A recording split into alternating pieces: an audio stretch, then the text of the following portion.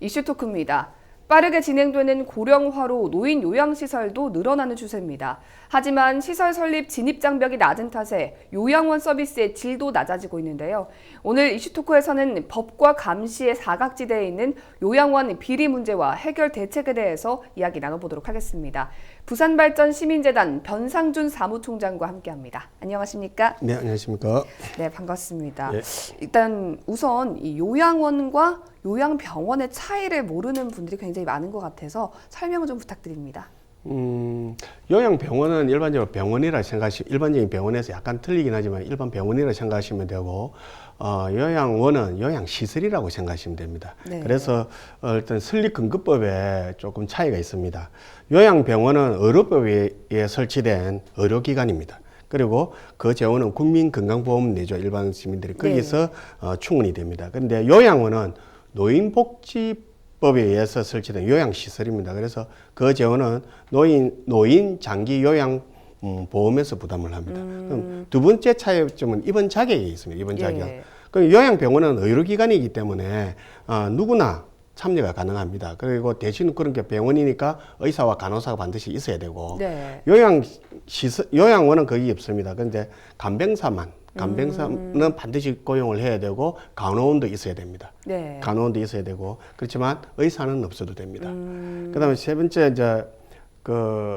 그런데 대신 요양원은 장기 요양 등급 판정을 받아야만이 네. 요양원에 갈 수가 있습니다. 예. 그거 없이 갈 수는 없고, 그렇습니다. 세 번째는 부담 방식의 차이가 있는데, 요양병원은 국민건강보험, 예. 그다음에 요양원은 노인 장기 요양보험원에서 부담하는데, 조금 틀린 게, 요양병원에서는 입원비죠. 네. 식대가 의료보험에서 제공이 됩니다. 예. 부담을 해주는데, 대신 일반 병원은 행위별 수가제입니다. 자기가 뭘 하든 처치를 받았을 때 그거에 따라서 총 진료비가 진행되는데 반해 요양병원은 정액수가제입니다. 어떤 등급에는 얼마 딱 정해져 있는 겁니다. 그래서 네. 그 비용 내에서만 병원 치료를 할 수가 있는 그런 체제로 되어 있습니다. 그래서 또 환자에게 간병사가 필요하다. 요양병원 같은 경우는 그 부담을 누가 지냐면 간호하시는 그 환자, 당사자가 예. 지어야 되는데 반해서 요양원의 경우는 입소비하고 요양보호사 간병비가 다 포함되어 있습니다. 그게 좀 차이점이 있습니다. 예. 오늘은 그 둘 중에서 이제 좀 노인 장기 요양보험에 적용되는 요양원에 집중해서 이야기를 좀 나눠보도록 하겠습니다. 노인 장기 요양보험법에 따라서 이 요양원 입소 비용을 국민건강보험공단에서 일부 부담을 좀 해주고 있는데요. 그 금액이나 비율이 어느 정도인가요? 건강보험료의 8.5%를 장기 요양보험료로 공제를 하고 있습니다. 네. 그 금액이 연간 한 5조 4천억 이상 하고 있죠. 공적 재원으로 투입이 됩니다. 근데 이 돈이 문제는 감시 영역이 좀 미치지 못합니다. 민간 영역이 되다 보니까 예. 옛날에 사립 유치원 사태하고 비슷하다고 생각하시면 됩니다. 근데 문제는 우리 노인 요양원이 3,300개가 있는데 그중 국공립시설은 100여 군, 약 2.7%밖에 안 되고 나머지는 다 민간 시설이라고 생각하시면 됩니다. 네. 그래서 이게 얼마 전에 일어난 사립 유치원의 어떤 비리 문제보다 더 심각한 게 네. 작년에 정부하고 지자체가 2018년도에 노인 요양원 685곳을 이렇게 약 12% 정도 됩니다. 그걸 다 조사를 해봤습니다. 그게 조사를 하니까 90% 이상이 부정 비리가 적발이 된 겁니다. 그러니까 표본 집단에서 90% 이상이다. 그러면 전체도 비슷한 비율이 되겠죠. 네. 그래가지고 그 비용이 얼마 정도 금액으로 따져보니까 131억이었습니다. 근데 사립 유치원 사태 때는 금액이 어느 정도 됐냐면 103억입니다. 금액만 대비하더라도 사립 유치원 지원 사태보다 더 많다라는 거죠. 네. 그리고 사립 유치원 때와 마찬가지로 이걸 처벌하거나 그다음에 이 비리를 저질렀던 요양원이라는 것을 발표를 전혀 하지 않고 있습니다. 그리고 또 보건복지부가 실시하는 현재조사 불법행위가 적발되더라도 처벌할 수 있는 규정이 좀 애매모호합니다. 옛날 사립 유치원 사태하고 비슷하다고 그렇게 생각해 보시면 됩니다. 예. 그렇다면 구체적으로 좀 어떤 비리들이 행해지고 있나요? 부산시 사례를 좀 예를 들어 보겠습니다. 부산시가 최근에 2월 18일부터 4월 2일까지 30일간 노인복지생활시설을 갖다가 14개소를 갖다 감사를 했었습니다. 네. 하고 보니까 감사 결과가 157건이 비리행위가 부정행위가 적발이 됐는데 네. 그 중에 부당하게 집행된 비용이 한 5억 6천만 300만 원 정도 됐습니다. 그 뭐 곧 항소조치하고 그렇게 할 생각으로 있습니다. 근데 구체적인 실례를 보면은 요양원 시설장은 시설 명의로 외제 고급 승용차를 사가지고 자기 개인 용도로 쓴다든지 예. 아니면 또 부인을 갖다가 직원으로 등록을 시켜가지고 나오지도 않는데 월급을 준다든지 그리고 법인 카드를 개인적인 어떤 물품을 사는 데 쓴다든지 그런 사태도 있었고 또 아니면은 뭐 개인이 내야 될 소득세를 법인 재산을 매각한 돈으로 낸다든지 그리고 그 보통 법인이 종교재단하고 또 있다 보니까 네. 자기 교회에 헌금을 유도해가지고 그러면 당연히 그 교회에 입금을 시켜야 됨에도 불구하고 개인 통장에 입금을 시켜놓는다든지 그런 부정 비리가 좀 발각이 됐습니다. 예, 말씀하신 거 들어보니까 참 사립유치원 비리하고 좀 많이 닮아 있다 이런 예, 생각이 많이 좀 닮았습니다. 드는데요. 지금 변상준 부산시민재단 이 사무처장님과 이야기 나누고 있는데 현장의 목소리를 좀 더 자세하게 전해드리겠습니다. 전국 요양 서비스 노조 진은정 부산 경남 지부장과 지금 전화 연결돼 있는데요. 네, 진은정 지부장님 안녕하십니까? 예, 안녕하십니까? 예, 반갑습니다. 네, 지금까지 부산에서 실시했던 특정 감사 사례들을 좀 짚어봤는데요. 네. 이런 수준이라면 아직 좀 조사되지 않은 요양원의 실태가 매우 우려되는 그런 상황입니다. 실제로 이런 일이 좀 비일비재한가요? 예, 비일비재하다고 할 수 있습니다. 장기요양보험제도 시행 10년간 33조 원의 공적 재원이 투입이 되었고요. 최근 5년간 장기요양기간 현지 조사를 한 결과를 보면 연평균 80%에 해당하는 기관에서 총 860억 원의 부당 청구가 있었다고 발표한 바가 있습니다. 예. 예, 부산시에서도 장기요양 기간 수가 1,200개에 이르고요. 종사자는 2만 1,000에서 2만 4천 명으로 추정되고 있습니다. 저희 노조에서는 지난 3년간 부산시를 통해서 부정수급 노인기관 명단을 정보 공개 청구해서 받아보았는데요. 대다수의 위반 내용들이 거짓과 부정한 방법으로 요양급여를 청구한 사례들이 대다수였습니다. 예. 일단 국가의 돈을 개인의 사리사욕을 위해서 채우는 것도 좀 문제지만 결국 네. 이런 돈이 요양원 서비스의 질과 좀 직결되는 게 아니겠습니까? 좀 요양원 서비스의 질이 낮아질 것 같은데 어떻게 보십니까? 예, 민간 시설들이 어르신 돌봄을 책임지고 있다 보니까 어르신이 돈벌이 대상으로 전락하고 서비스 질이 하락할 수밖에 없는 것이 저희들은 근본적인 문제라고 봅니다. 네. 그리고 또 열악한 인력 구조도 저희들은 문제라고 봅니다. 어르신 2.5명당 1명의 요양보호사를 두고 있는데요. 24시간 어르신을 돌봐야 되는 교대 업무를 하는 곳에서는 실제 요양보호사 1명당 어르신 7, 8명을 돌보고 있는 실정이고 야간에는 25명 이상의 어르신을 혼자서 돌봐야 되는 상황입니다. 네. 그러다 보니까 어르신에 대한 학대나 인권 문제 등이 지속적으로 제기될 수밖에 없다고 저희는 보고 있습니다. 예. 뭐 요양보호사의 처우도 좀 좋지 않다고 들었는데 어느 정도인가요? 네, 대단히 열악한데요. 최저임금이 올라야 임금이 오릅니다. 아니, 오히려 야간 휴게 시간 등을 늘려가지고 최저임금마저도 제대로 지급받지 못하고 있는 것이 요양보호사들의 현재 구조고요. 아까 말씀드린 대로 열악한 그런 인력 구조로 대부분이 근골격계 질환이나 점심 휴게 시간 등이 제대로 보장되고 있지 못합니다. 네. 어르신들의 마지막 존엄 있는 삶을 보살피는 것이 우리 요양보호사들의 업무임에도 불구하고 희생과 헌신만이 강요되고 제대로 된 처우 개선이 되고 있지 않는 것이 안타까운 현실이고요. 이는 곧바로 어르신들의 서비스 질 하락으로 연결될 수밖에 없는 것이 또 지금의 현실이라고 말씀드리고 싶습니다. 예. 뭐 시민 혈세가 좀 투입이 되는 만큼 공공성을 잘 살려서 운영이 좀 잘 됐으면 하는 바람인데요. 이렇게 되기 네네. 위해서는 어떤 대책이 좀 필요할까요? 저희는 국공립 시설을 대거 확충하는 것이 필요하다고 보는데요. 네. 부산시에도 단 한 개의 시립 요양원만이 존재합니다. 근데 그마저도 민간 위탁으로 되어 있거든요. 네. 그래서 얼마 전에 사립 유치원 등에서 비리 문제로 국민들의 분노가 대단히 많이 들끓었잖아요. 예. 예, 그때 유원회 교육부 장관은 22년까지 국공립 시설을 40%까지 확충하겠다라는 계획을 발표한 바가 있습니다. 그것처럼 저희들은 어르신 돌봄도 국공립 시설을 점차적으로 확충해서 어르신들께 제대로 된 공적 서비스를 제공해야 된다고 보고 있습니다. 예, 알겠습니다. 오늘 좋은 전화 연결해서 좋은 말씀 고맙습니다. 네, 네, 고맙습니다. 예. 지금까지 진은정 전국 요양 서비스 노조 부산 경남 지부장님과 전화 연결해서 이야기 좀 들어봤는데요. 다시 사무총장님과 이야기 좀 나눠보도록 하겠습니다. 일단 10년 전과 비교했을 때 서비스의 질은 그다지 늘어나지 않은 것 같은데요. 노인 요양시설의 수는 10년 만에 무려 3배가 넘게 늘었습니다. 이렇게 노인 요양시설이 좀 급증하는 이유는 뭔가요?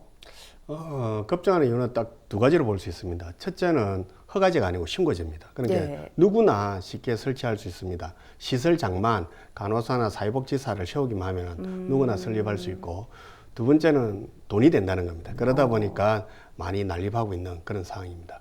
네. 그래서 보면 이게 법적으로 보더라도 신고제다 보니까 일정 시설하고 그다음에 인력만 갖추고 있으면 설립이 가능합니다.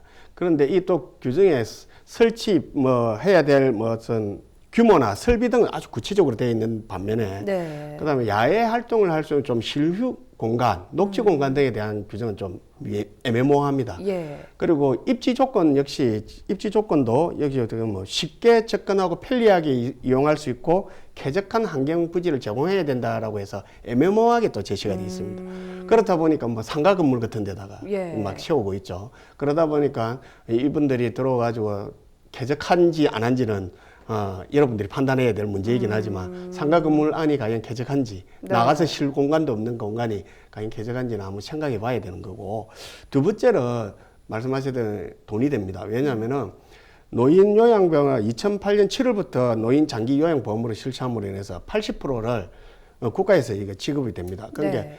당연히 수급 비용에 그냥 안정적으로 돈이 들어오는 거죠. 그다음에 비보험급여 부분인데 식사비나 미용비 이런 거는 또 환자가 이제 내야 되는데 네. 그 비용을 합치면 80% 정도가 한 130에서 150만 원, 그다음에 환자가 직접 하는 게 한 30에서 50만 원 되니까 노인 1인당 한 150에서 200만 원이라는 게 안정적으로 들어오다 보니까 네.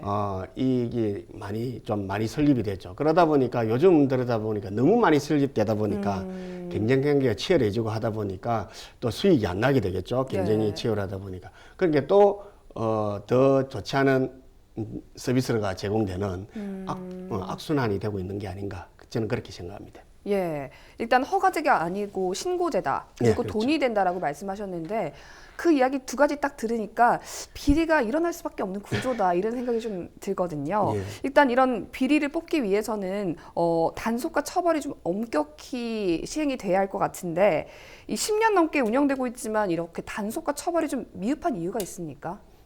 저는 그래서 말씀드리죠. 앞으로 설립 조건 있죠. 입지 조건 이런 게 애매모호하게 되어 있다 했지 않습니까? 네. 그러다 보니까 그 애매모호하다 보니까 그에 명확한 단속이나 처벌 기준 만들기가 쉽지가 않습니다.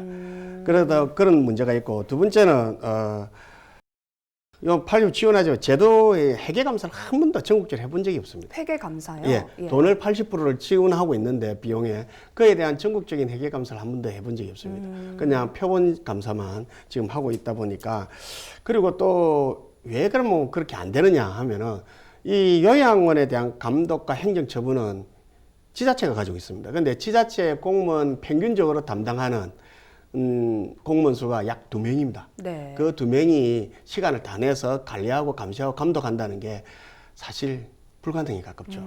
좀 그런 상황이 있습니다. 네, 노인 인구가 늘어날수록 이런 요양시설들은 앞으로도 더 늘어날 거고요. 그렇죠. 말씀하신 것처럼 제대로 된 처벌과 감시가 없다면 이런 비리는 계속해서 생겨날 수밖에 없을 거라는 그런 생각이 드는데, 그럼 좀 제대로 운영되기 위해서 어떤 대책이 좀 필요하다고 보십니까?